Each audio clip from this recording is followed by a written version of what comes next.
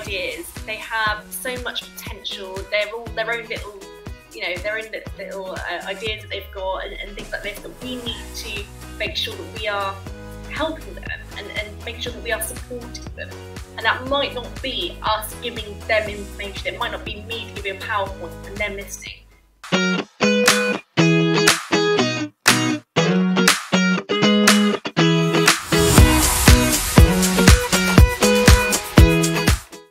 Good afternoon and welcome to the Reflective Coach podcast with Coach Luca. In this episode I welcome Coach Rosie Filby, who has an experience in education and is currently doing some great community work for Norwich City FC Foundation.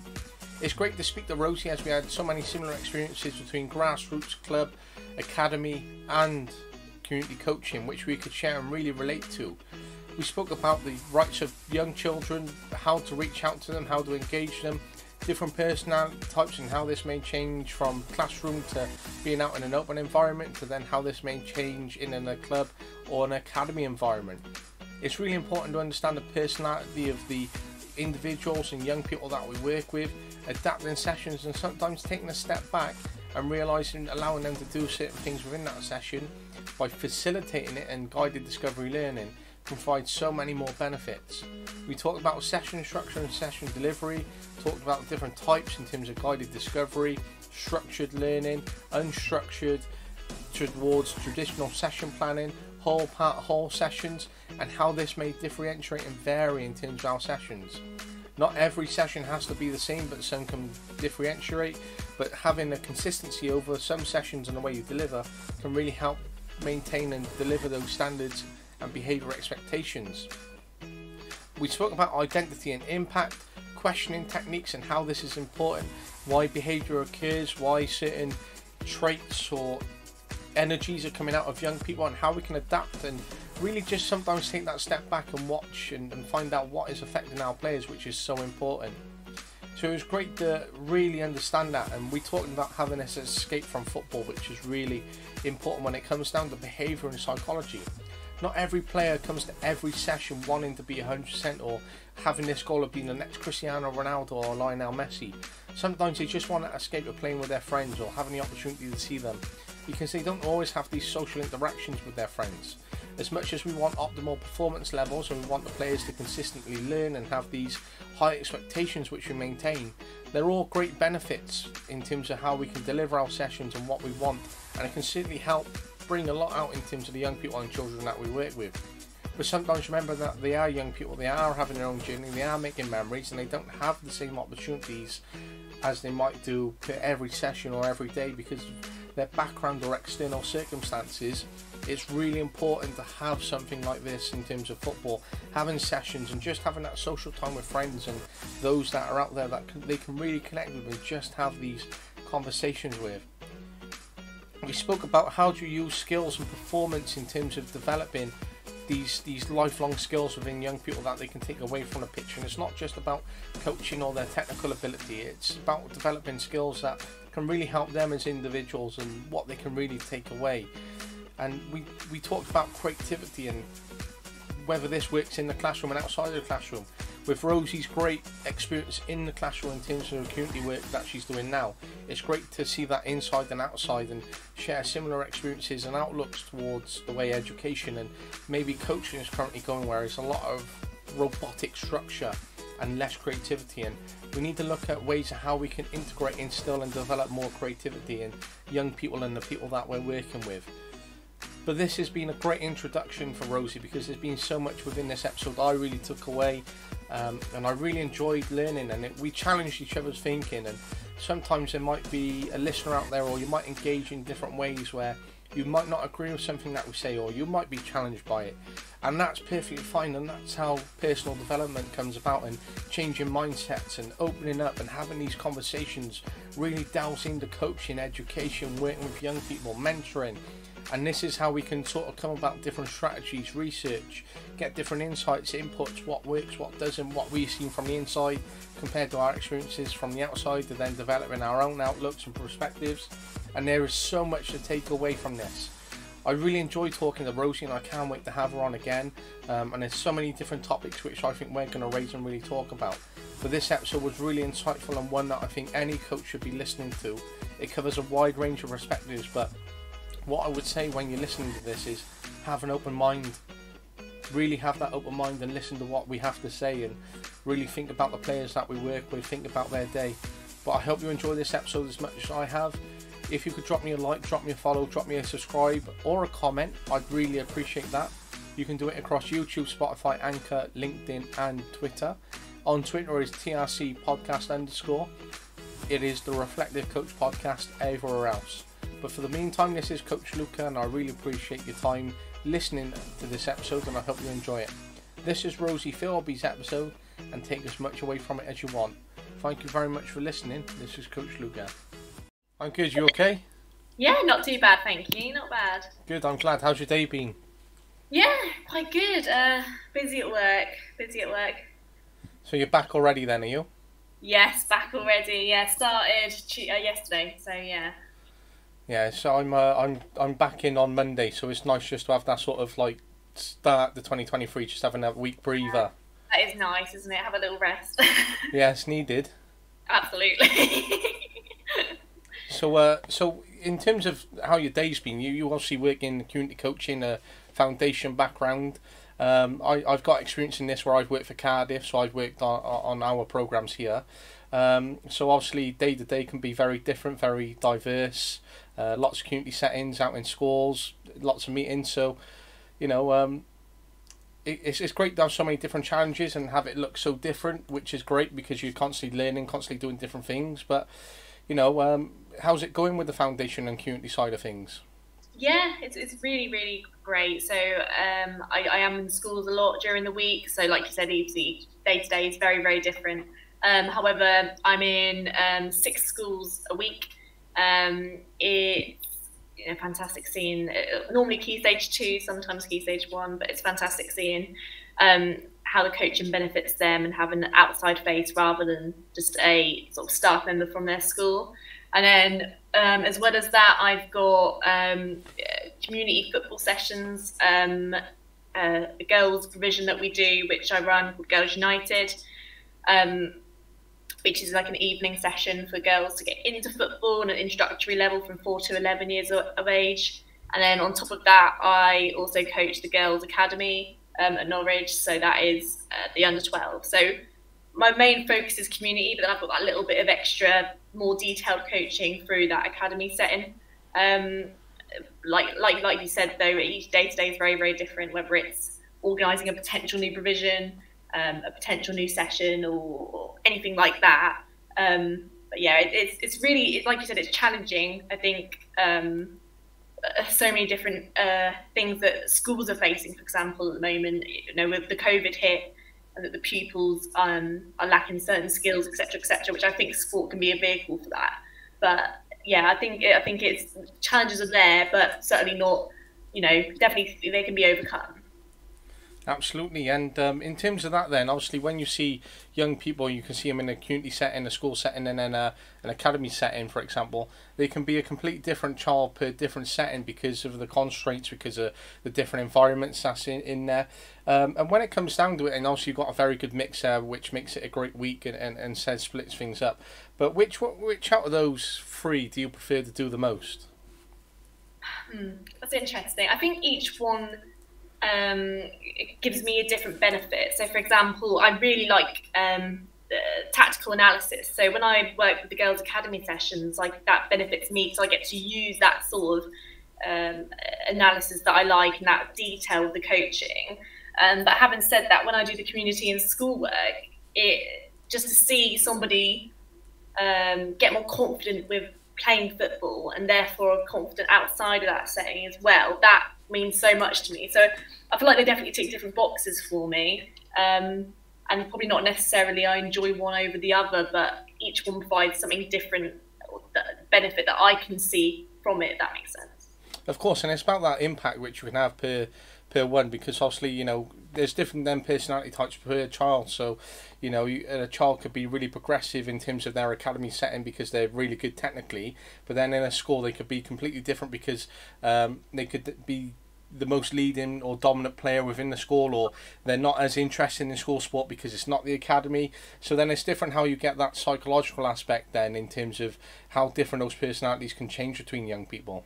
Yeah, absolutely. And I feel like the school setting itself, if it's, for example, an after-school football club, I feel like that can even be so different behavioural-wise to an outside community-based football session.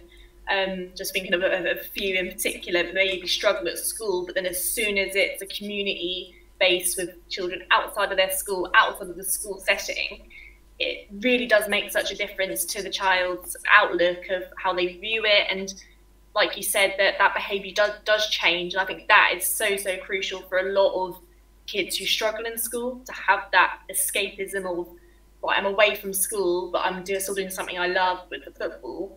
And having, I think, that escape for a lot of kids is really, really important, more than ever, especially after COVID, where they have been stuck inside.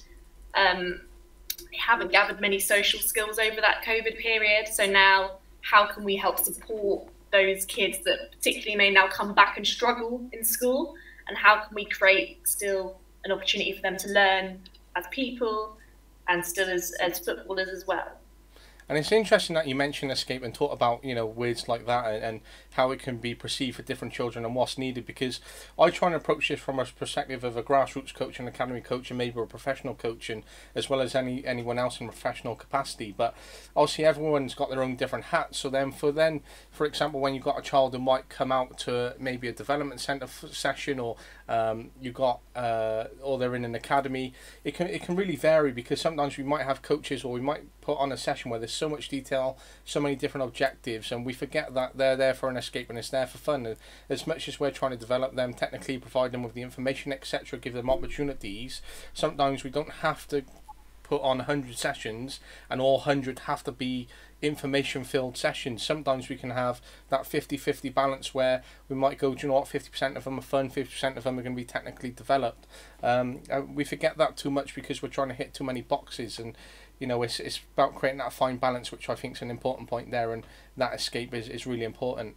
Yeah, 100%. I think that's definitely something that within the coaching sector, especially the development centres and the academy, first and foremost priority, in my opinion, is are the kids actually enjoying it? No matter the level, football is to be enjoyed. They are kids. It should really be the priority. If we're looking at, right, can they receive through the lines today? Can they look to play forward? That's fantastic, and there will be coaching points obviously within my sessions. But first and foremost, my session design and how I interact with the kids needs to take the kids' needs into account, and that is that they need to go and enjoy football. That's what it is. And then obviously, secondly, and even with my academy sessions, I view it as first and foremost: are my kids going to enjoy it? Do they have ownership? Do they have autonomy? Are the sessions not too structured? Are they all involved? So all these things that I'm taking into account, even with academy sessions, is the same for the community. It's so important. Like you said, you can cram in as much technical information as you want. If that kid has had a bad day at school, they're not going to care, to be quite frank. They've got other stuff on their mind. So just having that, even that conversation at the start of a session with a kid, to help set that tone, to make sure that they know that you're a friendly, welcoming person, to help support them in feeling, safe and welcome at a session, I think is really, really vital.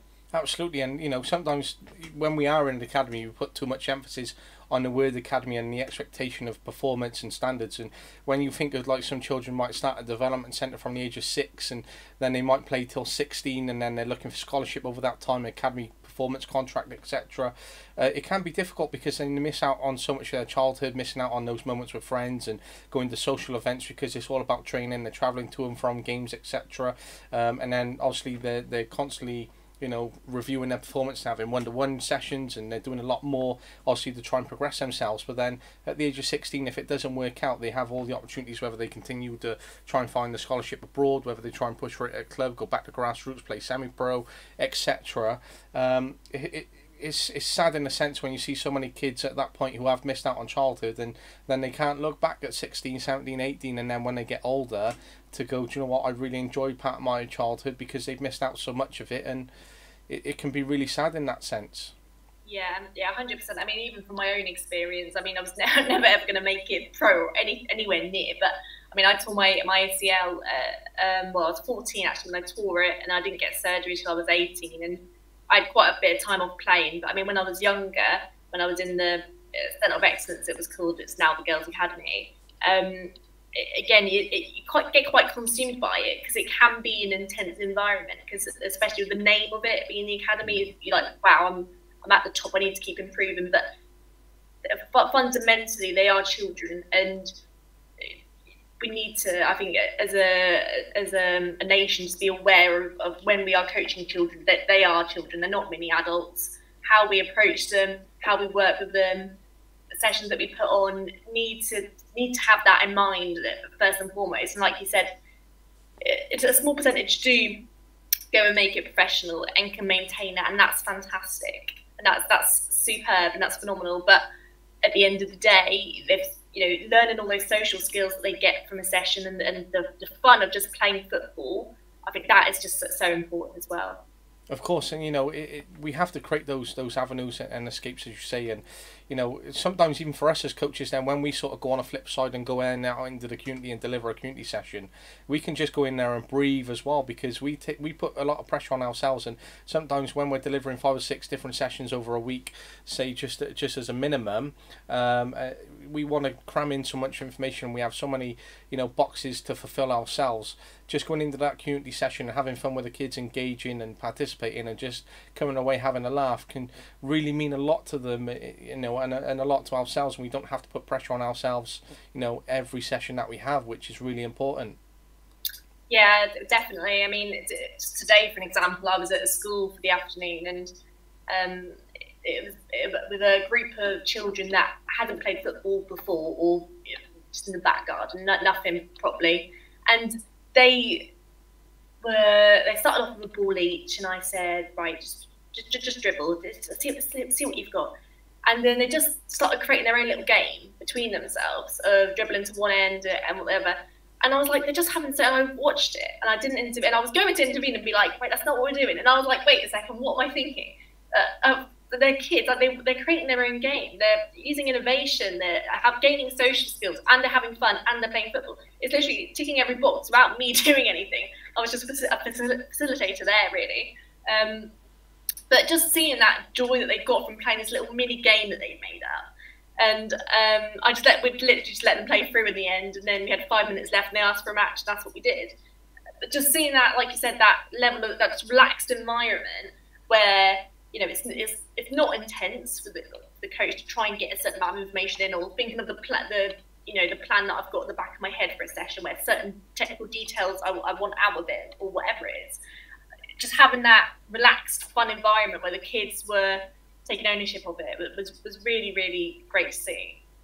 And it's great that they have those ownership, and that you identified then at that moment within your own mind, what am I doing? I don't really need to intervene here, because, as you say, they got all that out of it, and they adapted and they got on with it themselves. But sometimes we can look at it and go, oh, they're not doing what we wanted them to do, and suddenly then we've got to realign them, and we don't have to. We can completely change it, and we can adapt ourselves in terms of that time in that session, and go, do you know what, scrap my session plan, we can sort of tailor it off this, and then see how the rest of the session goes, where we don't have to stick to that session plan, but just adapt to the needs of the young people, and you might get more outcomes than the ones that you originally planned for. Yeah, definitely. And I mean, kids have a voice, and I think it's important for us to take that into account, and it's one of their United Nations rights of kids that they have a voice, and I think it's actually important that we allow that. And I mean, I've been guilty of it in the past when I was relatively new to coaching, of having a strict, rigid plan of what I wanted. And if one thing was out of place, or a child was doing not quite what I after, the whole session would be a failure.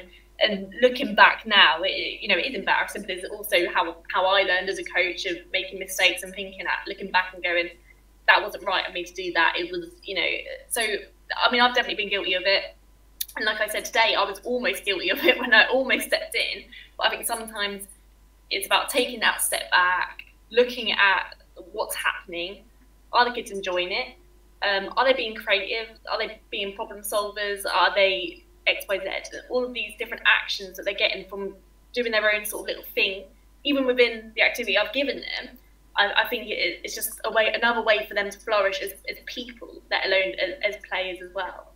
Of course, we forget that human element, that player side, and that person side to the player, because we can look at them as obviously assets of the academy, and the expectations. And as you say, if you add something out of place where it didn't fit in terms of how you expected it, can be difficult. And then it also then goes down to the coaching personnel as well. You have to have the right coach to fit the right group, I believe. And we can tailor groups to fit what we need and get what we want, but groups really respond well to the coaches and the people that's in front of them, and then suddenly that relationship builds, that communication in terms of what they want, and we understand what they need. But it comes down to personnel and those personalities, which I think is really important for that personality click. Yeah, 100%. I mean, developing that relationship at the start of having a group is just so important, and then making sure that, like you said, it's the right fit and that the coach is responding correctly, etc. I think that's just really, really important. I mean, in my opinion, you can't get any of the other stuff you want out of a group, for example, for them to improve their tactical play. You can't get that without having that initial connection. So even if you are within that top high performance setting, or for example, in an academy, that connection is vitally important, just as it is in a community session where you is a bit more relaxed and a bit more fun. Having that connection is just so important. Whether that's having a laugh, asking how their day is on arrival, and then you get to pick up their personalities.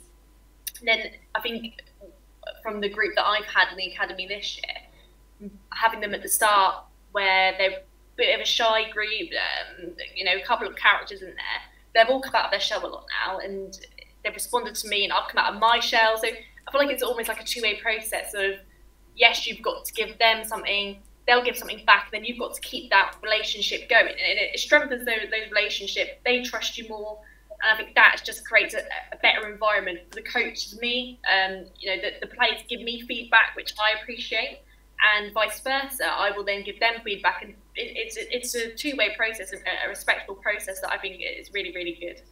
And it's great that you have that two-way process and that you seek feedback, especially from the young people, because some coaches might see that as a weakness in such where, right, why do I have to get feedback in general, but then getting feedback from a young person telling me how this can improve. Well, at the end of the day, the session is there for them and for their benefit. And if you're integrating what their feedback is, then you're going to improve your session anyway. And, it's not a weakness to seek feedback or certainly try to get someone. I know when I first started out, I hated having feedback in a way, because I was like, but I thought that was an amazing session, I thought I was the best. Whereas now I look back and go, I want as much feedback as possible, because I just want to know how I can benefit or tailor sessions and deliver things to the expectations of the participants and young people in front of me, for example. Yeah, I feel like I've definitely been in the same boat with regards to taking criticism the wrong way. I think I've been very guilty of that. Even so recently, I would say, if you, like you said, if you think that something is so good, or you can justify why you're doing something, and then someone goes, oh, actually, I didn't enjoy this part. And it's almost like your ego's bruised. And I think a big part of coaching is taking that ego away. And like you said, the session is about them. It's not about me. The session is about them. It's the session I put on is for the children. So for me, the main opinion I care about is the children's, because they're the ones experiencing the session. And so, obviously, if I have support coaches with me, I'm lucky enough to have that, and I will ask them, I was like, oh, how do you think this went? Or they might say, oh, actually, I would have done this bit differently. And I might go, oh, okay, yeah, you're right. And I think it can be hard sometimes, even if it's just you're having a bad day. It's sometimes hard to take that criticism on board. And like I said, I'm guilty of it, and it's something that I want to improve on. But I think sometimes it's just step back, hide that ego for a minute, right? They're seeing it from this point of view, yeah, they're right. It's simple as that, I was wrong. And I think it can be, like you said, really hard to do that, and to go, right, I've done a really good session. Someone told me I haven't. I mean, in my FA level 2 in situ visit, I had something similar happen. They were like, right, this bit, I just don't quite understand, like, why did you do this? And I was like, well, this reason. And they were like, right, what about this reason?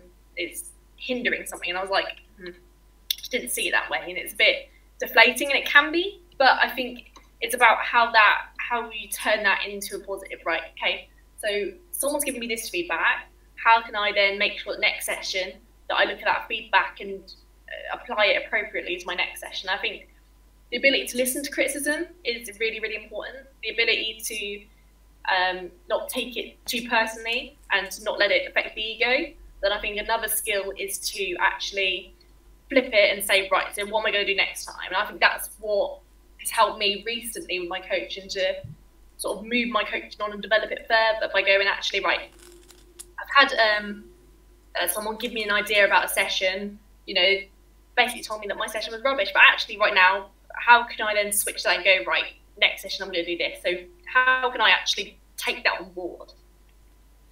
Which is great, and you know, it's some key points which I've just noted down there, and you know, as you say, it's about having that structure where we can then take on that feedback and know how we're going to apply it and really try to integrate into those sessions.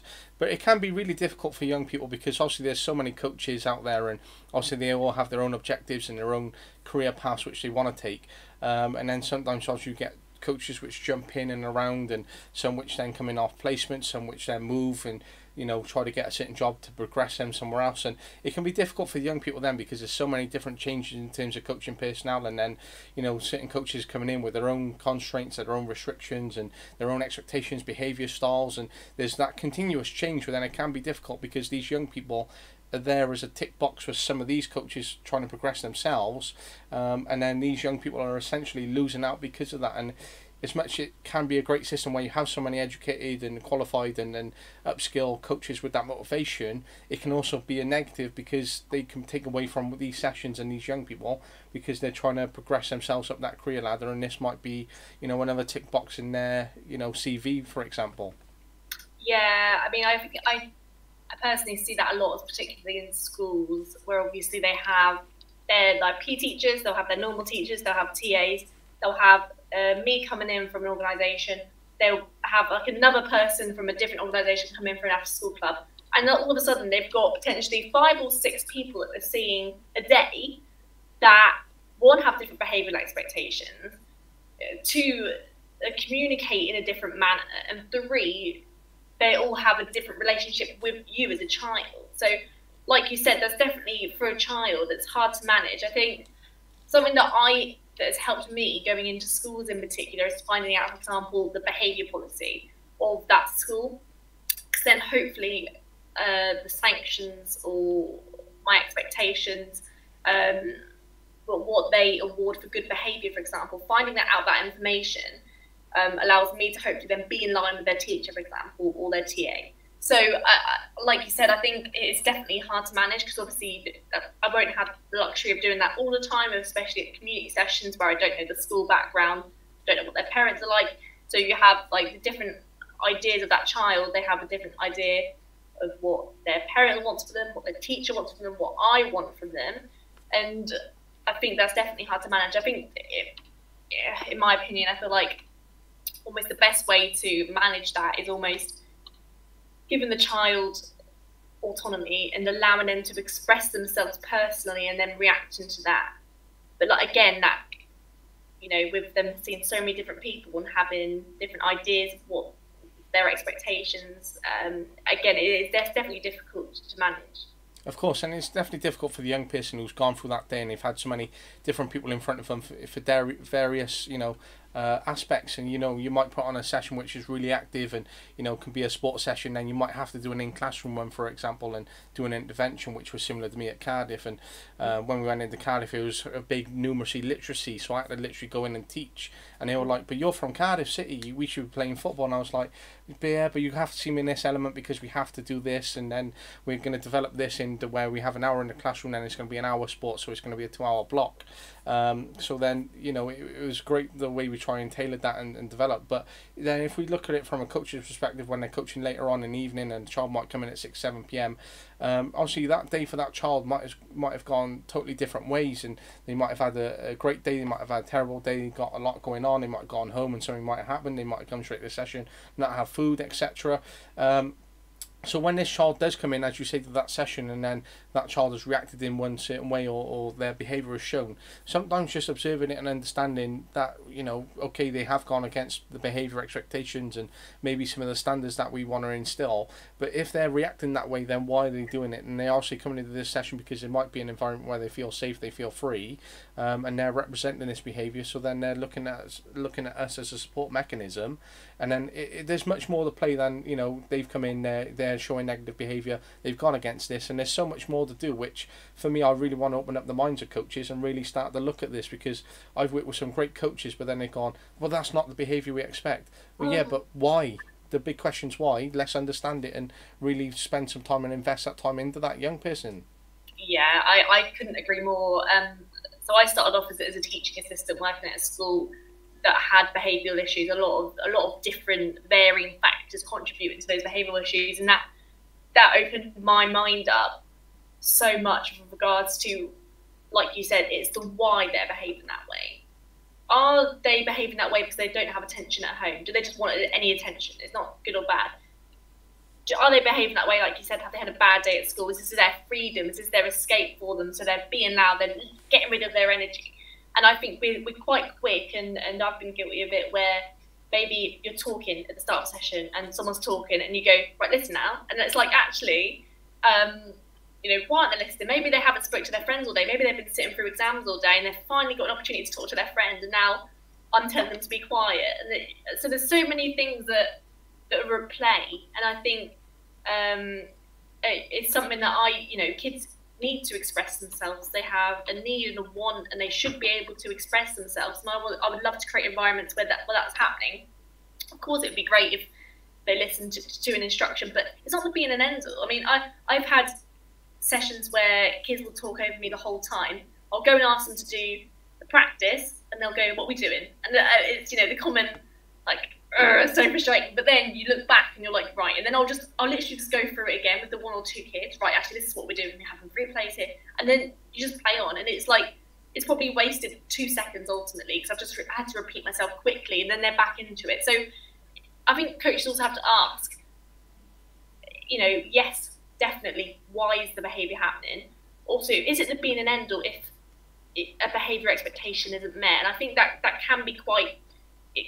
Again, you're like, where do you draw the line of that? And I definitely agree that there should be standards in place, but if those standards are not being kept as a result of something that we don't know about, why should we punish a child for, or why should we say, right, you know, sit out for 2 minutes? Not that I've ever done that, but something along those lines, just because, for example, they haven't been able to talk to their friends all day. Now is their opportunity. So I think we have to look at it holistically, not just they've come into our session and been rude.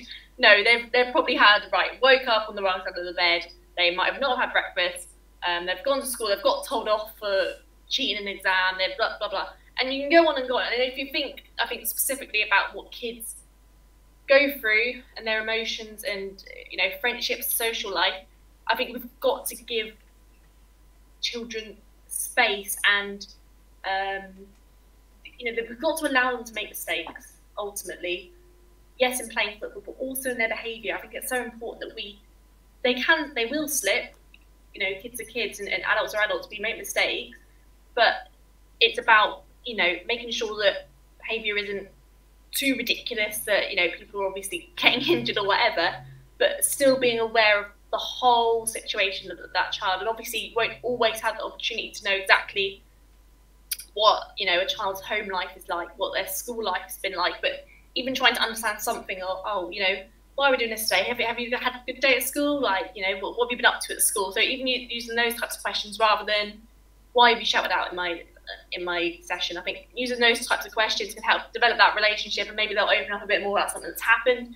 And then you get to get a better understanding of that child, but also maybe why that behaviour has occurred. So I think it's definitely something, you know, that I think we as coaches in general, and maybe as educators as well, in school settings, are quite quick to think, right, bad behaviour is bad behaviour. But exactly like you said, it's that we've got to look at that why. And if we don't, we're doing children a disservice, in my opinion. Absolutely, and I completely agree. Having worked in a community background and having a wide range of it, and I currently work in behaviour now full time in an education capacity, but I'm quite lucky where I have been out in the community and I've done a lot of work and been out to different schools and have a wide range. So when I see it on a day-to-day basis, obviously teachers have their own expectations, the way students conform, the way they come in, which can be fantastic and really benefits some young people in terms of that routine. But sometimes when they're consistently reoffending, for example, in terms of behaviour, they're going against behaviour policy and practice, but then we're not looking at enough of why they're doing it, why they're consistently reoffending. So they're going to reoffend, they're going to then have a consequence as a result of it, then it's just going to repeat and it's just going to be this full circle, whereas there is no intervention or there is no scope to allow that young person to react certain ways to then go, right, maybe we can do this or this intervention. And that's why obviously outside agencies like yourselves are so important. But we're expecting too many young people to conform and essentially become robotic on a day-to-day basis now, especially in education, and it's becoming so difficult to see. And I know that's something that you write about is creativity, and I see that day to day, where there isn't enough creativity and it's just too robotic. Also, you have the great educators and great individuals who will do that work where they can allow that freedom, but there's not enough of it.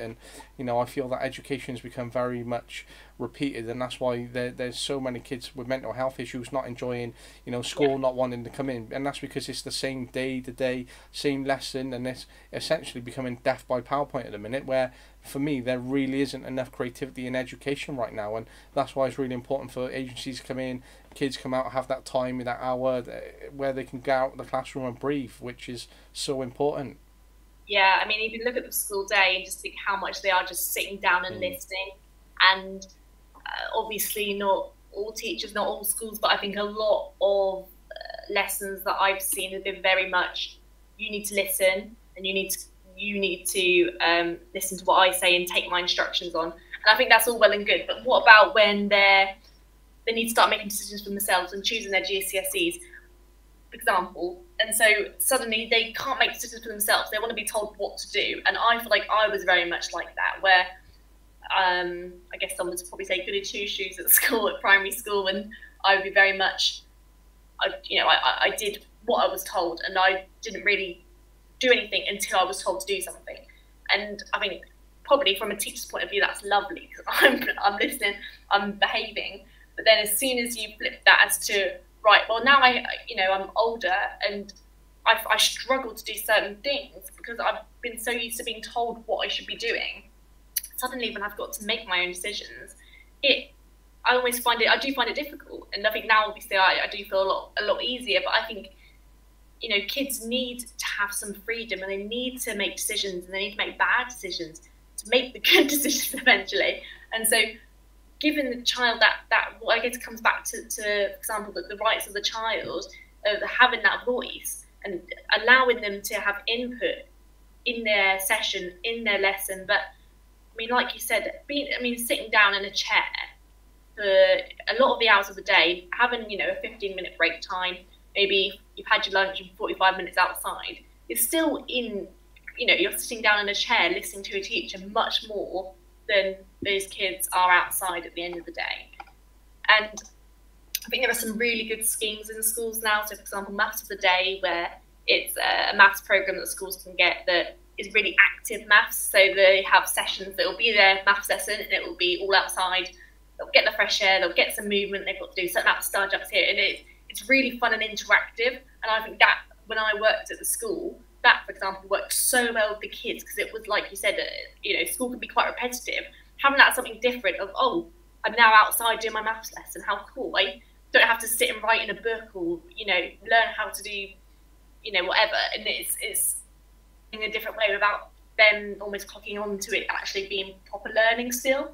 And I think, learning in a way like that, which is so different to, right, I'm going to sit in a chair, listen to these instructions. We need to think about the needs of the kids again. And again, it's the needs of a kid who's learning and developing to be sitting in a chair all day. Absolutely not physically, not mentally, not socially.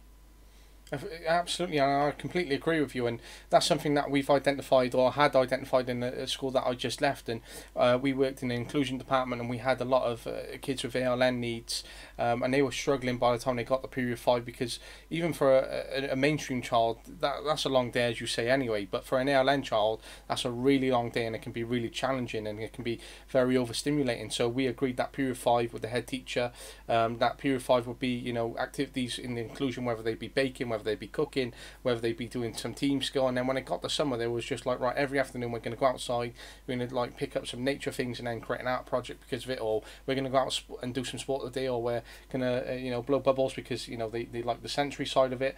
But it was really beneficial because we were going outside and we were exploring, and it was great then because it was meeting their needs in the summer. But then they were like outdoors, and we were making the most of the weather, where then I was going back into some classrooms next day and seeing kids leering over, you know, to look outside the window because they want to be outside. And I was like, we got this amazing space where there's not enough lessons. Why does English have to be inside this classroom? Get them under the beautiful trees that we have in the shade. They can go and do some writing out there, and there just isn't enough of that for me, and we're not progressing education enough, whereas I feel that we're really regressing. And a good friend of mine, his mum was a teacher for 27 years in one school, and she said she took early retirement because she said she was sick of the way education has gone, in terms of from that creative fun element to it's robotic every day. And she said, I've had enough of it, and this is why I'm retiring. So I could really emphasise and understand what she was on about, and I've continued to see that since she's retired 2 years ago.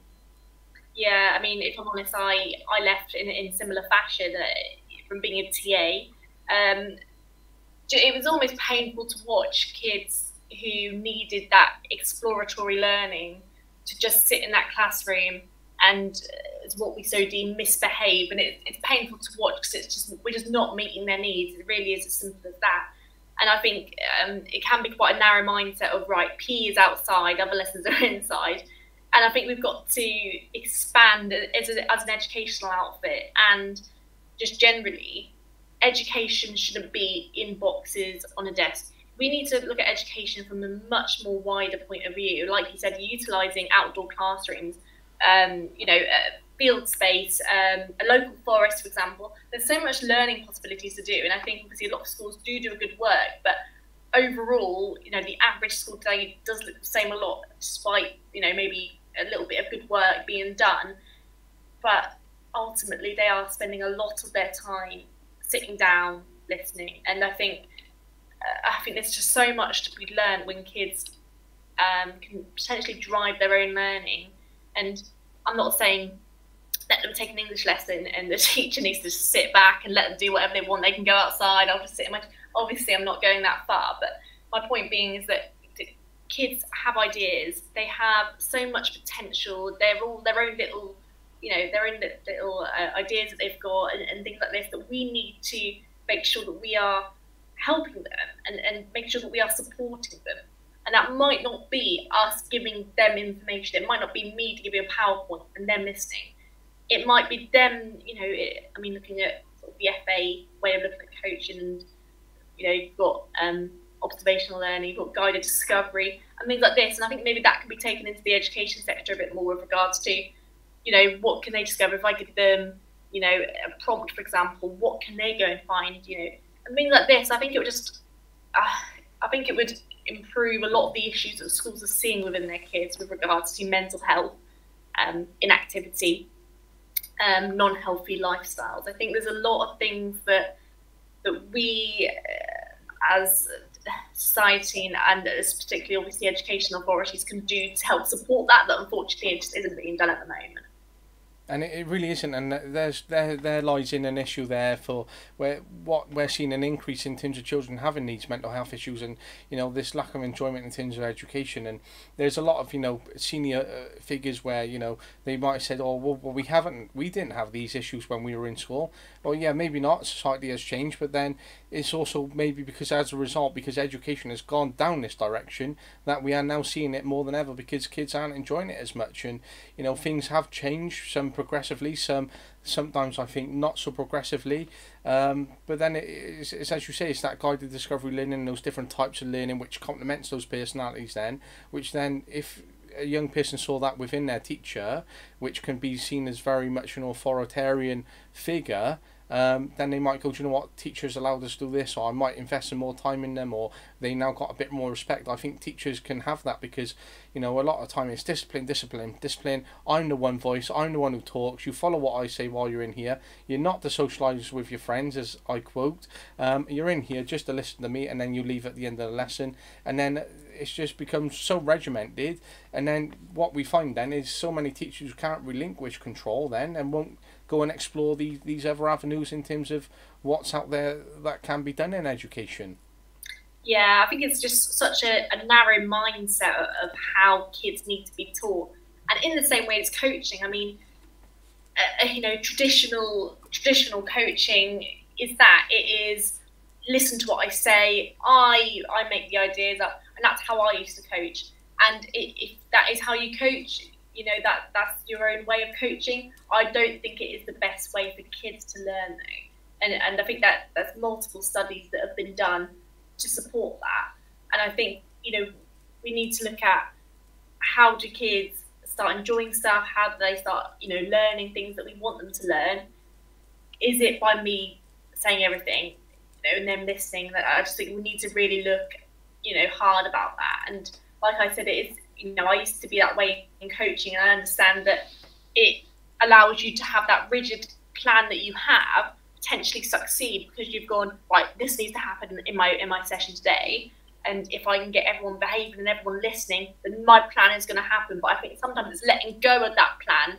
I mean, I know in teaching that might be a little bit more difficult if you've got, you know, set targets to hit of X number of children need to pass English this year, X number of children need to get this grade in maths, and you know, you're eager to obviously get to reach those targets.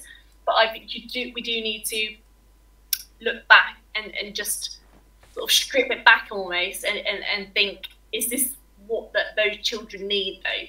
Is that what those children need? And I think we love to be in control. You know, I think a lot of teachers do love to be in control and think, right, if I can just nail this multiplication down, hopefully they'll do well on that question in the maths test. Not necessarily, because they're not necessarily learning how they want to learn, and they're not necessarily going to listen to that manner of teaching. So again, I think it's about having that holistic approach and looking from a wider angle of how kids learn, how can we help kids learn, and understanding what they want and how we can facilitate that. Of course, and you know, it's great that we sort of interlinked education with coaching, because for me it's virtually impossible not to work hand in hand with both, or to even have that awareness if you're a grassroots coach in terms of how that day has gone for the young person. But it's great that we say about personalities, it's great that we say about, you know, relinquishing control. It doesn't have to be all behaviour and expectations and outcomes. We can have many different types of sessions in terms of guided discovery and you know, directed sessions, but then we can also go into general sessions and then specific sessions. We can go into traditional sessions, whole, part, whole, and there's so many different sessions where I see coaches not, you know, opening up to coaching in different ways. I know, for example, when I first started then in the academy, they wanted me to do a whole, part, whole session. I was like, what's that? I've never done one of them before. So until I learned about what one of them were, and then I started having mentoring off some coaches or observing sessions, then I was like, right, I can adapt this. And then I done my B, and then I learned a lot more about it. But then I started to use it a lot more in my coaching. I was like, do you know what? This is such a good way to coach, and not everything has to be the same week in, week out. And you know, if you're starting off your session where you have a game where the kids can come straight in and they can have that breather, they can have that social contact time, they can talk with their mates, they can, you know, allow themselves to have that breather from anything bad they've had, and then you can go in and deliver your technical, then your expectation. That might really benefit coaches in terms of how they approach. So not every session has to be the same week in, week out, or the same kind of structure. And you know, it's really interesting to see and observe how coaches do different things from week to week, and you know, how many have that continuous plan where then children then end up robotic, or you lose participants because they've lost that enjoyment, because sessions aren't stimulating, they aren't challenging, or they've lost interest because they're routinely the same. And that's where you end up finding kids again in community football, and you speak to them and go, oh, do you play for a club? Oh, no, I did. And then you start to find that why, and that's where the importance of sort of those roles and those community programs come into play. Yeah, definitely. And I mean, looking at the traditional, I guess like the old level 2, it was a case of, right, you've got to start off with unopposed, you then go to an opposed skill practice, then you go into match play. And it was every single session was like that. And it gets to a point where, I mean, now looking back, and I guess with the new coach education that has been released and the new information, we know that that's just one way of doing it out of many. And I think I remember the first time I did a whole part whole session, it's just in the kids' faces and the parents' faces as soon as I said, we're going to start with a match. It was like Christmas. They were so excited. Parents were so confused. They thought I was doing everything wrong, and I was in fact questioned by it from parents, which I think is certainly a challenge that a lot of young coaches in particular, in my opinion, face. But I think, like you said, starting with that whole part whole, they get more match play, they get a lot of different benefits that come from that, and there are benefits and trade-offs of each type of session that you run. And like you said, whole part whole will give that social aspect. It will give that quite, kids can feel a little bit more relaxed environment. They start that match rather than having just to listen to something that I'm saying. More game time, more opportunities to do certain technical actions within that match play. And so then the trade-off is maybe potentially not so much, you can't necessarily intervene and give that coaching detail as much. So I think we've got to understand as coaches is that there are so many different types of sessions that you can run, whether it's whole part whole, whether it's unopposed, opposed match play, whether it's SSG, opposed SSG, a variation of whole part whole, I guess. But still, there are so many different ways, and I think it's about us as coaches looking at that and understanding what can be done, what the benefits are of running that type of session, and then the trade-offs. And I think you've got to almost weigh it up in a way. But yeah, I remember vividly after the session, a parent came up to me and say, "Why did you start with a match?" And it's just that rigid mentality of a session needs to end with a match, and that's it. There's no other type of match play involved. There shouldn't be. And I explained my sort of process, the reasoning as such, my justification, and I think it was understood maybe a little bit more, maybe not fully. I think that I was probably about 17, 18 at the time doing my level 2, and I think parents were still a little bit, not quite sure if I was old enough. And it's just a grassroots club. It wasn't, and it wasn't an elite setting or anything like that. But I do find that when you deviate from the traditional route, you will get questions, whether it's from parents, which I found a lot of, if I'm honest, and maybe colleagues, maybe from the players. I'm sure I had some kids go, "Why are we starting with that match? We always end with a match." And I think allowing there to be a lot more options that we have as coaches benefits us and our learning, but most importantly, the kids and who we are coaching, whether it's kids or not, that they are getting something different or different benefits from those different types of sessions. And I think that's a really important thing as well. And it really is interesting then when you got approached by that parent and they asked a question, because essentially we are breaking the rules essentially, because they have their own expectations of like, right, this is the way it's always been done, or I've always seen it this way, or I've gone through it myself, and you've done something different, and then you're out to sort of be contested as such, where you're on the line for accountability, or you're the one being held the question for it. But then it's about changing that mindset, which you're only going to do over a period of time through that environment by changing all the routine that might be in play. And there's nothing wrong with changing your routine, and there's nothing wrong in approaching your program completely different and breaking the norms which have always been in play, because we're going to, as you say, see more benefits to it. And especially for, as you when you have kids who are there and they're like, "Oh, Christmas has come," because they're starting with a game. What we really know is all kids love to play games, and that's what they look forward to the most.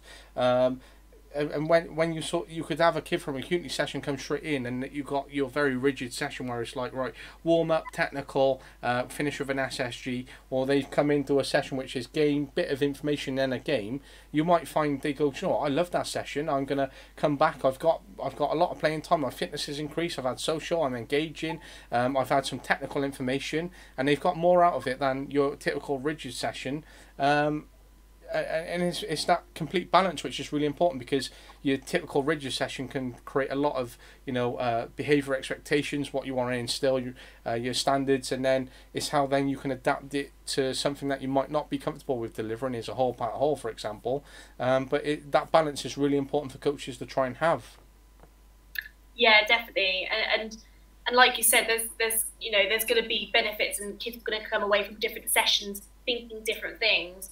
And I mean, you know, that pushback from that parent, I mean, I was almost a little bit scared to even implement a whole part whole, because I knew that I'd get pushback, or there would be some questions that alarmed, and I'm sure a lot of other grassroots coaches can, you know, can relate to that, because I think a lot of parents do want to have a say, which is okay. And I remember one time as well, vividly, different parent from the same team came up to me and after a session and said, "Oh, at my other child session, they start off with tag.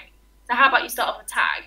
And again, you know, I have started off games of tag since. I think it's fantastic, but you know, I think coaching is probably one of the professions that you do get people thinking that they know more than you, and I think it's hard not to be angry at times and you know, be upset by it. So I definitely was, as an 18-year-old, hearing that from a parent. "Oh, you know, my other kids session, they do that. I don't think yours was particularly good today. I feel like maybe try that instead." And it's a bit like, you know, it can be very deflating, but I think you've got to, although they could be right, they could be wrong at the end of the day. And I think the fact of the matter is they're trying to help. They probably think they're doing a good thing. It's about approaching that with some empathy, some kindness, and going, "Oh, that's actually a great idea. However, my justification for doing it this way was," and I think then you create a dialogue. And I mean, one of the reasons I think I had a couple of parents raise concerns of how I was coaching is because I didn't set expectations at the start of when I had the group. I didn't set the expectations to the parents of how I'm going to do things and the reasoning. And I think that's when, after being, you know, their coach for a few months, is when some parents said to me, "Right, you know, why, you know, this way, that level." So I feel like it's really important for you know, if you are having issues with parents, to make sure that they have an expectation of how you coach and explain it to them. And they might be on side, they might not agree with you, and that's fine as well. I think all you can do really is just explain why you're doing things. And that's something that I learned that, you know, I was told on my level 2, and it resonated so well. And then I sort of realised why I was getting certain issues with parents bringing up certain things. And I think you've got to make sure that parents are a part of the process, and your sessions aren't for the parents. So your sessions are for the kids. And so you've got to, you know, realise and get feedback from the kids. Of course, if parents want to have feedback as well, that's fantastic. And like I said, it might be helpful, but ultimately, you've got to remember that the session is for the kids. And that's stuff really important to include parents in the process, and I can relate very much to your experience there, where I was being questioned by parents when I started out as a young coach myself. And a lot of what you say, I can sort of sit here and go, "Do you know what, I've been through that myself," and I can pick out different experiences and relate to it as if I've been there with you and observed you, because it can resonate with me so much. And I know when I first started out, I had a big group, and then parents were going, "Well, we don't do things this way," or "I want things this way," or "Why haven't you done that?" or "Why have we done this?" And I'm like, I'm starting to get a grassroots team here from under 6s, under 7s, and progressively, and we're going to get in a way that you're going to understand it. And yes, we are doing things differently, but if you go and watch the other clubs in the local area, it's going to be the same in, week out, and you're going to find more opportunities here, because I'm going to try and put on much more for you, because I really want to put back in terms of what I think I need to give as a coach, in terms of what I feel that you need, your child needs, and what I missed out as a kid, and how much more that motivates me to give to your children. And it got to a point then where I had my grassroots team for 6 years, and the parents were just, they didn't even question me then, because they trusted in that process, and it took that time to build it. And sometimes building that trust can be quite difficult, especially for a coach starting out on their own. But it's so fascinating when we say about it in terms of starting out, because you could have a coach who could be a dad who's stepping up to volunteer for their child, for example, or a mum, and they could be 30, 40, and they could be at a later age, so they got good life experience, which could benefit where we miss out as a young coach. So they can have those similar life lessons. But then when we are young and thinking of young coaches starting out, I think that's quite an important one, is just to involve the parents and just explain how things are going to work, and maybe, you know, justify, you know, certain sessions in ways so that they can understand, because sometimes a lot of questions will come because of the lack of understanding from which parent, carer, etc. hasn't understood or come through the process themselves. Yeah, and like you said, it's about having that empathetic, approach of understanding, that like you said, they may be bringing up an issue that they're not aware of and that they're not educated on. And I think, like you said, we've got to involve them in the whole process and in the whole picture. I mean, another issue I've had is from working at a previous club is my seniors actually not agreeing with me giving equal playing time at an under 11, and I really struggled with this, and it's actually why I left in the end. But I really struggled with the ideology of not giving a kid the same playing time as another child. I know everybody has a different sort of view on it, and I think that's okay. But I mean, I had one parent come to me and said, my child had the same minutes as player X, but my kid is much better than them, so my kid should be playing a lot more. If my kid went to another team in the league, they'd be playing many more minutes. And I said, okay, right. And I had to explain my reasoning again, and it came as a bit of a shock to me. And I'm not particularly good with confrontation either. I don't like it.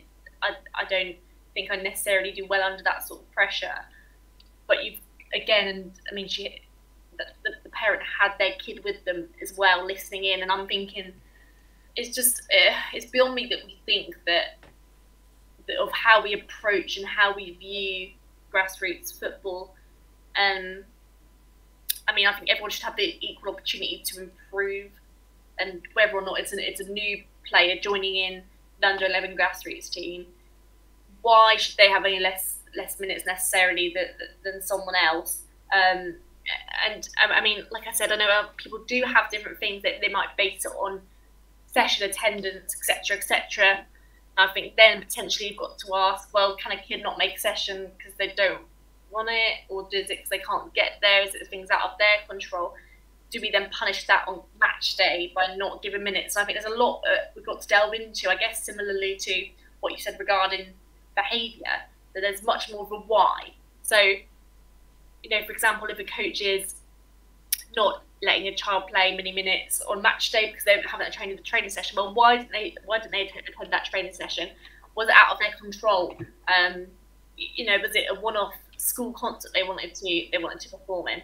There's so many whys, and I think we've got to think as coaches, what are we giving to players, and are we allowing them to improve? If you, for example, play your weakest players on the bench, are they ever actually going to improve? Are they going to improve at a lot less rate than the already potentially more able players? We're then going to increase more, and then it leaves a bigger gap between those players that might have not played as much and might not have the skills developed as other players in the group. But it just widens that gap. I don't know whether at grassroots, I know we shouldn't be doing that at grassroots, because that's creating such a big divide. And ultimately, like we talked about before, kids need to enjoy playing football, and they play because it's enjoyable sport. Are they enjoying it as much? If they're on the bench the whole time. I think it's something that really frustrated me, because I can see damage it can cause to players and to young kids who aren't playing, who are on the bench, who think they're bad. It can really affect them and impact them, and I think we as coaches have a responsibility to help with that. Absolutely, and resonating with your experience there massively. I've been in that position where I have been confronted over minutes, and I've had that exact same discussion. I can pinpoint 3 exact families, parents, children, which were in that, who would have been in that confrontation, and it was that question over, well, my child's the best, they should be getting the most minutes, and you try to create that balance and then a program which really works for them. But at the end of the day, it got to a point where, okay, you can go to another club. There you go. There's the door. I've done everything I can. Go and see if the grass is really greener, or go and be someone else's problem now, because you can only give so much into it, and you have such a wider group, and you're like, well, I've got 15 other kids here. Maybe they have the priority now, and they're going to benefit more. And when they left, it ended up creating such a nice environment which was so much more beneficial to everyone, and even the other players saw when they left how much better it was. And it can be really difficult, especially as a young coach, having to be on the receiving end of that confrontation and having to deal with those sort of conversations, because some parents, you're never going to break down those barriers, and they're always going to be the ones who know it all, or be like, oh, my child's the best, they should be here. And it got to a point where it does end up creating a divide, because then the better players are hogging the ball more, or they're only passing to each other, then the lesser technical players aren't getting a touch and they're not developing. So then we have to do more interventions, look at the coaching program, and there's so much more which we do from our side. But then it got to a point where we ended up having 48 registered players at one age group, so we had to then create 5 individual teams, and then we went on, we grouped it by ability, and then we looked at how we measured the impact of that, and then what it was, we ended up seeing more growth from the lesser technical players to then seeing a big growth in terms of the players right at the top. So the players right at the top were gelled together, they worked really well, and they knew what they expected. They didn't become frustrated by the less technical, and then the less technical could have more ball contact time, they had more development, and they grew more as a group. And we saw a real impact of the less technical players over a 3-month period, and we were like, wow, look at the progress they're making. And we were trying to balance out in terms of what these issues were and how they existed, in terms of then the parents approaching us, and then the parents are less technical going, do you know what, we're seeing real good growth, and that becomes real good harmony and cohesion then. But then that's how we done it across all 48 players, which was quite difficult to manage for a couple of years, because you had 48 then players, then you have 48 say single parents then just on their own, that's 96 individuals. Then if you add in their partners and so on, you're then managing up to a group of 100 plus people just at one age group, and then there's so many different expectations and so on.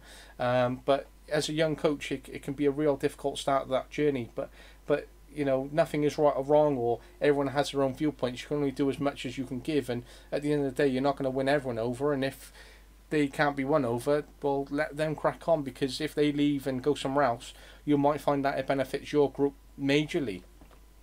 Yeah, and I think that's a very good point with regards to some adults and some parents.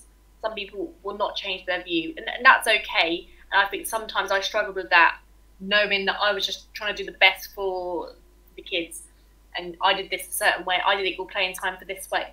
At the end of the day, people are entitled to their opinions, and we've got to respect that. And I think it did come down to the same thing that you're saying, you said with regards to what happened to you in your example of the child that I coached in the end left to a different club. And like you said, the atmosphere and the environment that I coached in changed massively. And I think that it can be really disheartening as a new coach. And I mean, it is one of the many reasons why I did leave coaching after that for almost 2 years before coming back into it.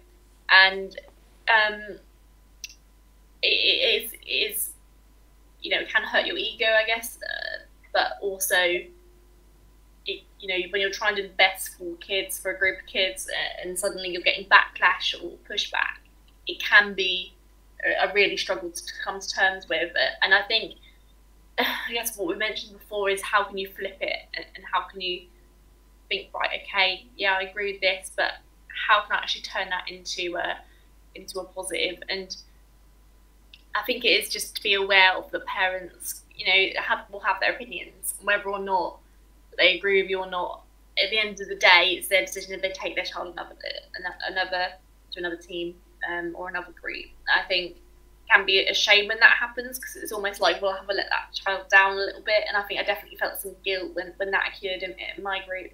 However, looking back, there's not actually much more I could have done, rather than explain and justify to the parent of why I did the way I did things.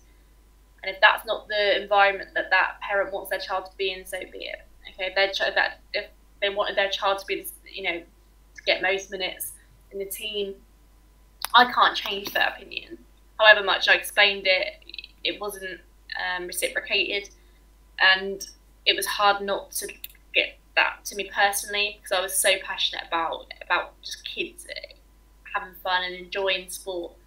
And so having that pushback was really upsetting. But at the end of the day, when I think about it, that was potentially maybe 2-3 parents having issues with, you know, like you said, probably about 20 in the group, single, you know, 1 parent per person, 20 parents, you know, 3 parents upset about. It's about focusing on, yes, people might be saying stuff, but how about the parents that are happy with what you're doing, what you're delivering.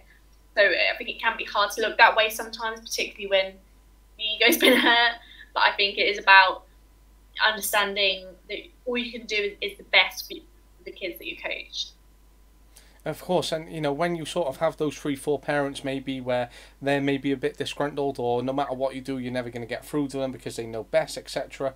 You feel that your ego can be hit, and then you're like, well, every other parent must feel like this, so I'm not doing a good job, and then you judge yourself in terms of every session. You're like, oh, do you know what, it's not going well, and suddenly then you start to approach and get feedback from the other members of the group, the other parents, and they're going, do you know what, I love what you're doing, this is good feedback, and they're really happy with what you do. And then you realise, you know what, it might just be this small little selection of people, and as long as the majority are happy, that's what it's all about and what it comes down to, really. And it can be difficult when you lose players. You don't want to lose them, and obviously that's part of our jobs, is to keep them engaged, and we want them part of the team and we want them to stay, but we can only do so much as we can as coaches, and there's so much in there. And having conversations like this, I think, is really important. I think, for any community, grassroots, or professional coach to listen to, I think there's so many thought-provoking areas in this, and to have conversations like this which are real thought-provoking, and really, breaks down stigmas and attachments, and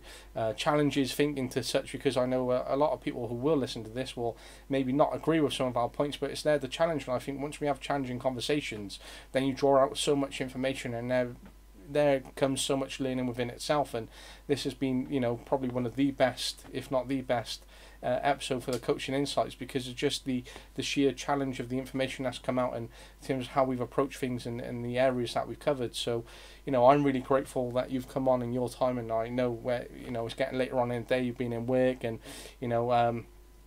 switching off is really important, but it's been a real great episode. I'm glad you come on, and we could have sat here talking for a few more hours, but it'd be great to definitely have you on again, because I know I've really enjoyed listening to you. I've made some notes as we've gone on, and I'll definitely continue to listen back and try and reflect on everything. But it has been amazing to have you on, and I'm so grateful for your time.